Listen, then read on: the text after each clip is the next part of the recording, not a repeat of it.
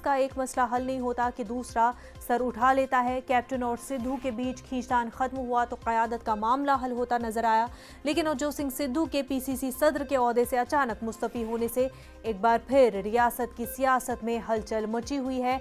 हमारे साथ हमारे नुमाइंदे रोहित बंसल जुड़ चुके हैं। रोहित, क्या वजह अब साफ हो पाई है कि क्यों नवजोत सिंह सिद्धू ने इस्तीफा दे दिया?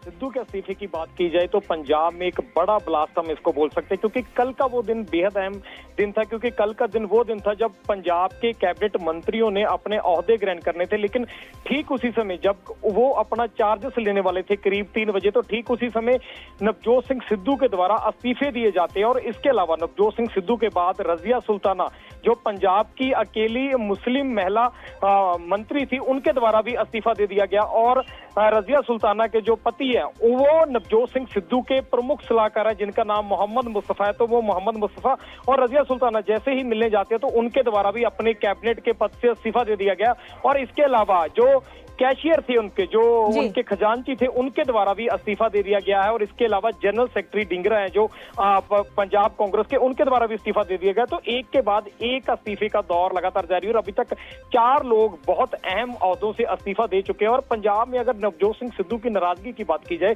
तो पंजाब में पिछली बार जब सरकार थी, जब कैप्टन अमरिंदर सिंह की सरकार थी, तो नवजोत सिंह सिद्धू लगातार इल्जाम लगाते आ रहे थे कि 75-25 की रेशो से सरकार चल रही है। लेकिन अब जब मुख्यमंत्री बदल चुके हैं, चरणजीत सिंह चन्नी बन चुके, तो नवजोत सिंह सिद्धू की मर्जी से पंजाब के हालांकि चरणजीत चन्नी जो है नवजोत सिंह सिद्धू के ही करीबी माने जाते